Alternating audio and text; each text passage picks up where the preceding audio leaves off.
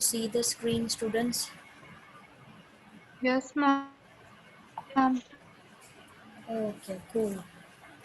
So yesterday, okay, before going to that, if you have any problem in yesterday's topic, you can ask me. अगर आपको कल की पढ़ाई topic में कोई दिक्कत है तो आप पूछ सकते हैं Ma'am, ji. excuse me, ma'am. Ma'am, the first paragraph diverse and sometimes conflicting ideas.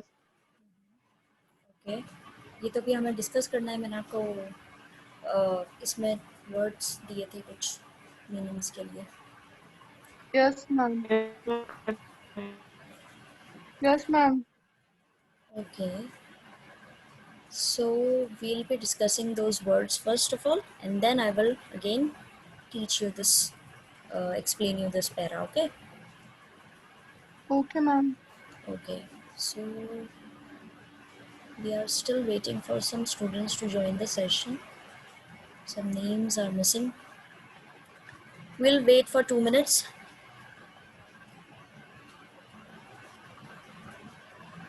Apart from this, if you have any other problem, you can discuss. We can discuss meanwhile. इस पैरा के अलावा अगर आपको कोई और दिक्कत हो तो आप पूछिए, कि ये तो मैं भी आपको समझाऊंगी तुम्हारे से। विजयलक्ष्मी, आपकी आवाज़ नहीं आ रही बेटा, आप लिख दो।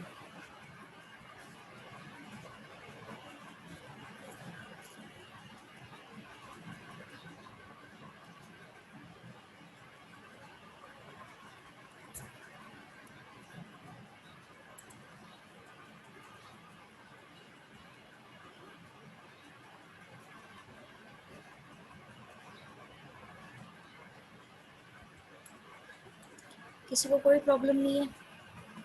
चलो, we have a query. No, ma'am. 8.1 para 2। Ma'am, only first three lines. This one, para 2, verses ascribed to Kabir have been compiled in 3 distinct. This one? Yes, ma'am. Okay बेटा, यहाँ पर जो भी कबीर के द्वारा बोली गई है, मानी जाती हैं कि उन्होंने लिखी है ना, जो भी वर्सेस उन्होंने लिखे हैं, ठीक है, वो अब क्या उन्होंने अलग अलग, ये पैदा तो हुए थे जैसा हमने जाना था हिंदू फैमिली के अंदर पैदा हुए थे, इनका जन्म एक हिंदू फैमिली में था, और इनकी अपब्रिंगिंग जो है वो एक मुस्लिम फैमिली ने करी है। तो इनके दोनों ही ट्रेडिशंस के बीच में कहीं ना कहीं कॉन्टेक्ट तो रहा ही था। उसी तरीके से इनकी जो इन्होंने वर्सेस लिखे हैं वो अलग अलग ट्रेडिशन से इन्फ्लुएंस्ड थे, ठीक है। कुछ हिंदू चीज़ों से लिखे हुए थे, मतलब हिंदू, उसमें कहीं आपको टच देखने को मिलेगा, कहीं पे आपको मुस्लिम टच देखने को मिलेगा। तो वो ट्रेडिशंस जो थे ओवरलैप कर रहे थे, यानी एक दूसरे के ऊपर ओवरलैप हो रहे थे एक तरीके से। कहीं कुछ बात कही जा रही थी, उसके दूसरी इन्होंने चीज़ लिखी तो उसमें उसी बात का कुछ रिजेक्शन था, या उस बात को या सेकंड थर्ड उसमें जा कर के, जैसे सिख समुदाय जो है उससे उनमें उनमें कुछ बात लिखी है, तो वो भी तीनों ही जो है ना वो ओवरलैपिंग ट्रेडिशंस थे, ठीक है। अब उनके एग्जाम्पल्स दिए हुए हैं, जैसे कबीर बीजक is preserve bye Kabir Panth, the path और द सेक्ट ऑफ कबीर इन वाराणसी। अब वाराणसी बेसिकली क्या एक ऐसी जगह है जहाँ पर हिंदू लोग जो है ना वो ज़्यादा हैं, ठीक है। या फिर एल्सवेयर इन उत्तर प्रदेश, अभी प्रॉपरली यहाँ पे और भी जगह उत्तर प्रदेश में इस तरह की इनकी जो चीज़ है कबीर बीजक वो प्रिजर्व करी हुई है, इनकी रखी हुई है, ठीक है। तो यहाँ पर एक आपको जगह मिली जहाँ पर प्रॉपरली आपको समझ आया कि ये हिंदूज से रिलेटेड है, ठीक है। Then we have the Kabir Granthavali, जो जुड़ी हुई है दादूपंत राजस्थान में, ये राजस्थान के अंदर है। यहाँ पर Yes, बेसिकली ma'am. कुछ मेंशन नहीं किया गया कि ये मुस्लिम है या नहीं है, ठीक है। Then we have the third example Adi Granth Sahib, जो कि बेसिकली होती ही सिख लोगों की है। तो यहाँ पर ये जो अलग अलग ट्रेडिशंस में जाकर के इन्होंने अलग अलग बातें लिखी हैं, ठीक है, उस चीज़ को ये बोला गया है कि यहाँ पे सब एक दूसरे के ऊपर ओवरलैप कर रहा था। ये ट्रेडिशंस जो थे एक दूसरे की या तो बात काट रहे थे, या एक दूसरे को जो है कम्प्लीटली रिजेक्ट कर रहे थे। बात एक ही व्यक्ति ने करी लेकिन वो ओवरलैप कर रही है, ये डिफरेंट चीज़ थी। समझ आया? अब आपको क्लियर हुआ कुछ? Yes, Yes. ma'am. Thank you, ma'am. Welcome बेटा। ओके, अब मैंने आपको बोला था कल Okay, students, I have a question for you before. Okay, तो हमने कुछ पोम्स जो हैं वो इस्लामिक आइडियाज़ पे आ रही थी, जो उसके अंदर बेसिकली क्या बोला जाता था कि जैसे कि अल्लाह एक है, वो बेसिकली किसको प्रेफर करते थे? मोनोथिज्म। मोनोथिज्म क्या होता है? मैंने आपसे पूछा था कल मोनोथिज्म, पॉलीथिज्म और आइकनोक्लाज्म के बारे में। ये शब्द आप लोग Yes, ढूंढने के लिए ma'am. Yes, गए थे, ma'am. आप लोगों ने ढूंढे Yes, हैं? ma'am. तो आप अपने Yes, Yes, दिमाग ma'am. ma'am. लगाइए। पहला शब्द है Ma'am, may The I? Monotheism. belief. Ma'am, may I? बस ये थोड़ा सा, हाँ जी बोलिए, मोनोथिज्म के बारे में बोलेंगी Anushka. Ma'am, the belief in only a single God. Good. अब है सेकंड वर्ड पॉलीथिज्म, कौन बोलना चाहेगा? Ma'am, may I? हाँ जी बोलिए विजय Lakshmi. The belief in more or worship in more than one God. पॉलीथिज्म बेटा, पॉलीथिज्म। The belief in and worship in more than one God. Okay, so monotheism is believe in one god and polytheism is more than one god. What is the meaning of iconoclasm?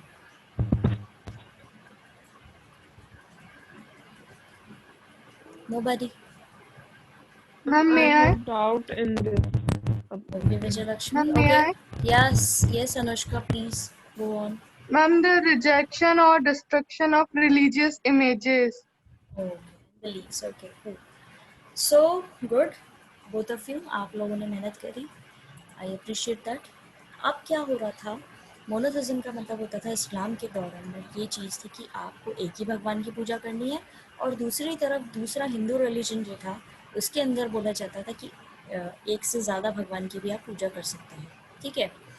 आइकोनोक्लाज्म का मतलब होता है कि ये जो images और sculptures और ये होते हैं ना, उनकी मतलब मूर्ति पूजा एक तरीके से उस चीज़ को रिजेक्ट करने वाली चीज़ होती है।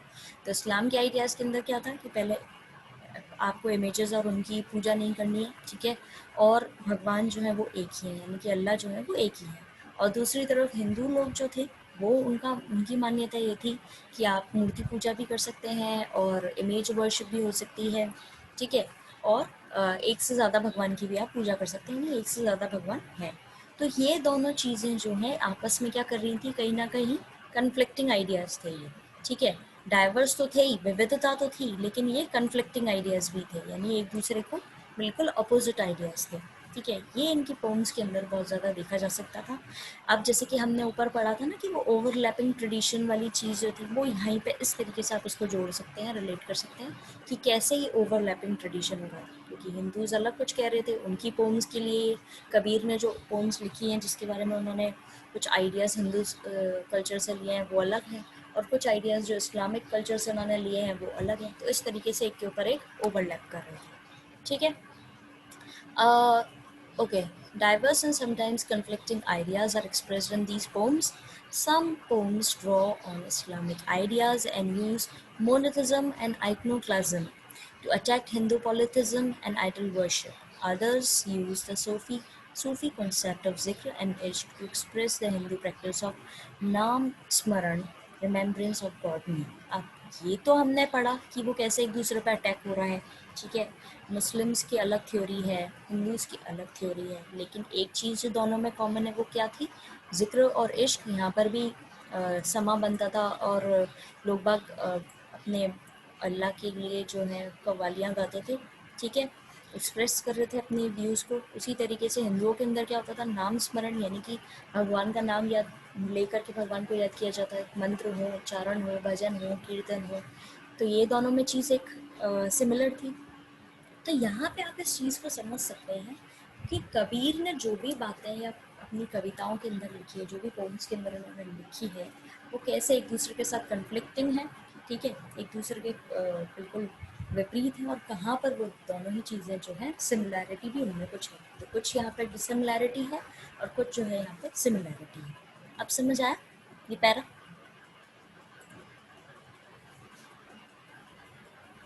Yes, ma'am. Okay. Were all these composed by Kabir? क्या ये दोनों ही चीज़ें, ये सारी चीज़ें जो हैं वो कबीर ने ही लिखी हैं? We may never be able to tell with certainty, although scholars have tried to analyze the language, style, and content to establish which verses could be Kabir's.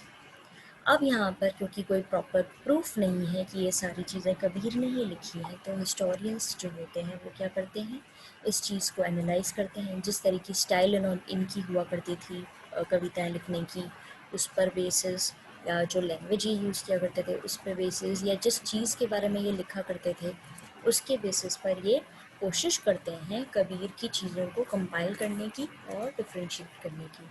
क्योंकि हमने जैसा कि समझा था कि इन्होंने बिल्कुल भी इनके बारे में जो है प्रॉपर हिस्टोरियंस, शुरुआत में हमने इस टॉपिक की पढ़ा था कि हिस्टोरियंस जो हैं वो बहुत ज़्यादा मेहनत करी है उन्होंने इस चीज़ को समझने की कि कबीर ने क्या लिखा क्या नहीं लिखा। तो वो किस बेसिस पे किया उन्होंने कोशिश, लैंग्वेज, स्टाइल और कंटेंट। ठीक है। What this rich corpus of verses also signifies is that Kabir was and is to the present a source of inspiration for those who question entrenched religious and social institutions, ideas and practices in their search for the divine. अब divine क्या है, अध्यात्म क्या है, ठीक है, एक उस चीज़ तक पहुंचने के लिए लोग बाग जो मेहनत करते हैं, ठीक है, जो ध्यान लगाते हैं और मतलब कोशिश करते हैं इस चीज़ को समझने की, वो कबीर के जो ये पोम्स है उनसे एक आइडिया ले सकते हैं।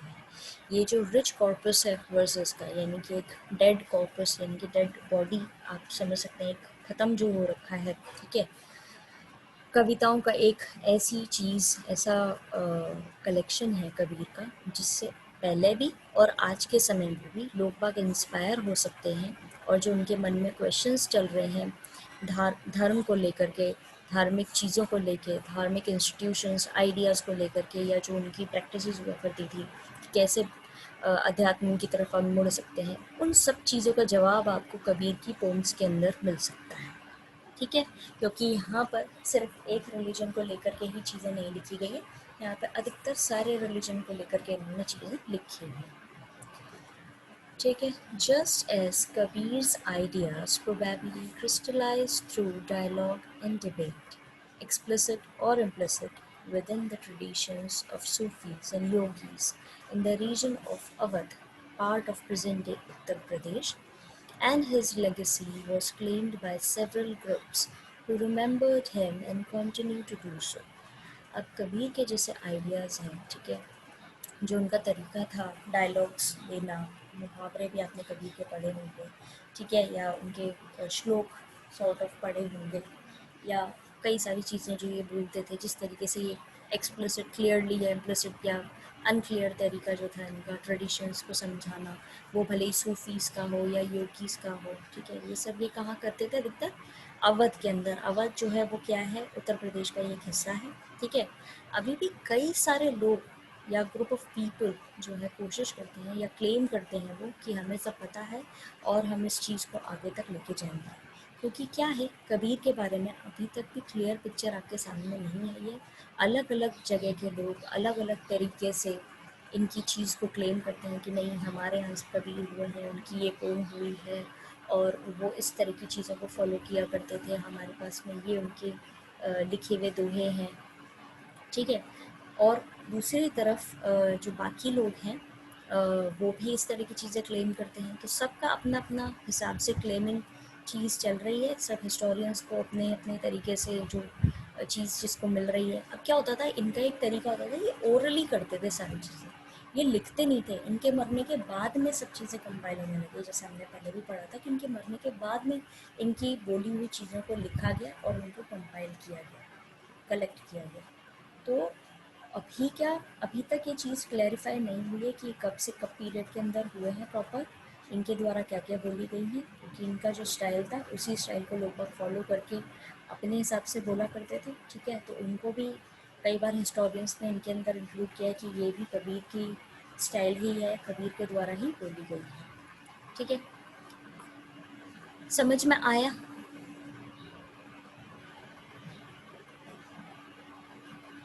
किसी को कुछ प्रॉब्लम इस पैरा में?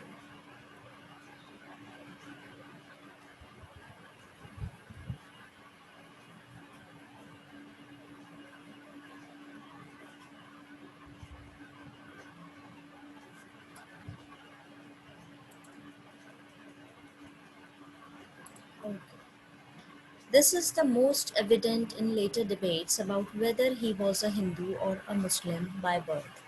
Debates that are reflected in hagiographies. अब क्या होता था, ये सबसे बड़ा सबूत है इस चीज़ का कि अभी भी वाद विवाद होता रहा है कि वो पैदाइशी हिंदू थे या मुस्लिम थे, ठीक है। और ये सारा डिबेट जो है आपको हेगियोग्राफीज जो थी उसके बारे में आप देखा जा सकता है कि जो पुरानी हेगियोग्राफीज हुआ करती थी उसमें आप इस चीज़ को समझ सकते हैं।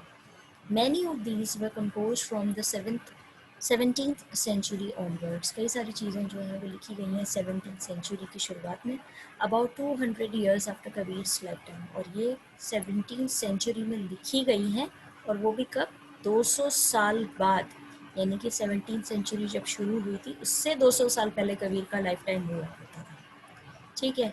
Hagiographies within the Vaishnav tradition attempted to suggest that he was born a Hindu. Kabir Das, Kabir itself is an Arabic word meaning great, but was raised by a poor Muslim family belonging to the community of weavers or Julas who were relatively recent converts to Islam. They also suggested that he was initiated into bhakti by a guru, perhaps Ramananda. अब हेगियोग्राफीज में लिखा गया है कि वैष्णव tradition के under आते थे ये, और ये पैदा हुए थे एक हिंदू फैमिली के अंदर। कबीर दास जिनका नाम दिया गया है, कबीर का खुद एक अरेबिक वर्ड होता है जिसका मतलब होता है महान, ग्रेट, ठीक है। और बाद में ये बोला जाता है कि इनको एक गरीब मुस्लिम फैमिली ने पाला है, ठीक है। और वो मुस्लिम फैमिली जो थी वो किसकी कम्युनिटी से बिलोंग करती थी, वीवर्स, जो बुनाईकार होते हैं ना, उनको झुलास भी बोला जाता था उस समय में, उस कम्युनिटी से बिलोंग करते थे, ठीक है, जो रिसेंटली काय में कन्वर्ट हुए थे, इस्लाम के अंदर कन्वर्ट हुए थे वो फैमिली। और ये भी बोला जाता है, they also suggested that he was initiated into भक्ति, उनको भक्ति के अंदर किसने डाला था, एक गुरु हुआ करते थे रामानंदा, उनके द्वारा वो भक्ति के अंदर जो है इंडल्ज हुए।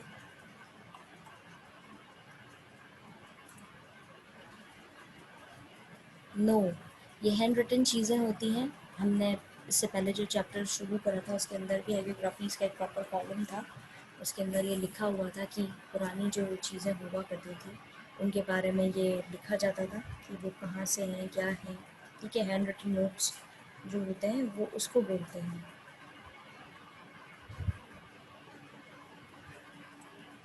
किसी भी पर्टिकुलर व्यक्ति के बारे में ये लिखी जा सकती है, लेकिन वो खुद के द्वारा नहीं लिखी हुई होती है, एंशियंट होती है। सेंट्स भी हो सकते हैं और महान लोग भी हो सकते हैं किसी के उधर, बट ये एंशियंट राइटिंग होती है। Okay, however, the verses attributed to Kabir use the words Guru and Sadguru, but do not mention the name of any specific preceptor. अब यहाँ पे क्या होता था, वर्सेस जो ये लिखते थे, वर्सेस का मतलब जो ये लाइंस लिखते थे, पोएम्स लिखते थे, वो किसके लिए लिखी जाती थी, एट्रीब्यूटेड टू कबीर, जो शब्द जो कबीर से जुड़ी हुई हैं उनके लिए बोला जाता था गुरु या सतगुरु, बट नाम मेंशन नहीं होता था कि ये पर्टिकुलरली किसने लिखी है।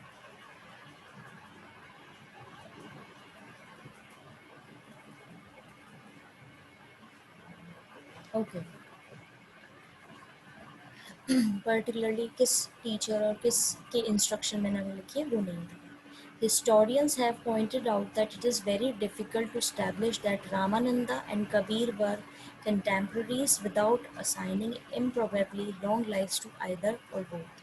अब historians ने ये चीज़ मानी है कि ये बहुत difficult है बताना कि ये इनके follower थे या नहीं थे, कबीर और रामानंदा साथ साथ काम करे हैं या नहीं करे हैं, या एक दूसरे को इन्फ्लुएंस्ड है या नहीं, क्योंकि इनकी जो लाइफ है उसके बारे में ज़्यादा कुछ नॉलेज नहीं है लोगों के पास में।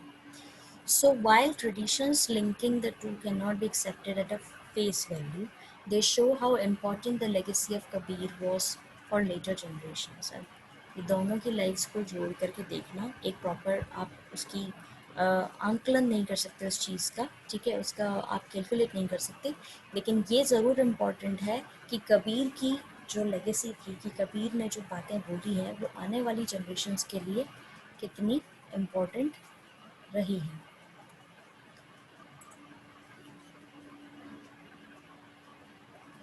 I cannot understand this fact, beta. How can I help with your network? Maybe there's a problem in your network because of which my voice is not clear. I can only suggest you कि आप बाद में जाके video जो है वो देख सकते हैं, क्योंकि इसके अलावा तो मैं कुछ मदद नहीं कर पाऊँगी आपकी. I'm trying my best to, sit in a proper position where network is strong and I'm using a good network speed. Still, I don't know how to bear with this problem of yours. समझ नहीं आ रहा. So, हमने ये पढ़ा कि कैसे ये important रहा है बाद की जनरेशन्स के लिए. आज भी अगर आप कुछ दोहे इनके निकाल के देखेंगे, बेसिक जो पिलर दोहे हैं उसको आप अगर पढ़ेंगे तो और आप कोशिश करेंगे समझने की, तो आपको रिलेटेबल लगेंगी आपकी लाइफ से, कि आप जो अपनी लाइफ से में जो डील कर रहे हैं उस चीज़ से आपको बहुत ही ज़्यादा ये चीज़ रिलेटेबल लगेगी. हाँ, कहीं ना कहीं आप इस चीज़ को समझ पा रहे हैं कैसे आपको डील करना चाहिए. ठीक है. So that's all for today.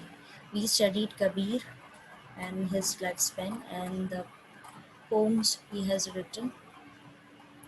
Okay, he had written many things. So if you have any problem in this topic, basically the dialogues and descents of Kabir, you can ask me.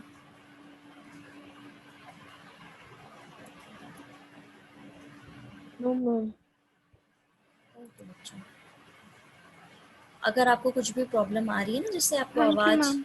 हाँ जी, तो आपको जैसे आवाज़ सही साफ सुनाई नहीं दे रही है, तो आप ऐसा करिएगा, मैं ये जब वीडियोज़ अपलोड कर देती हूँ तो आप एक बार वीडियो में आप उस पर्टिकुलर सेशन में जा कर के वीडियो को देख लीजिएगा, तो आपकी प्रॉब्लम सॉल्व हो जाएगी. ओके.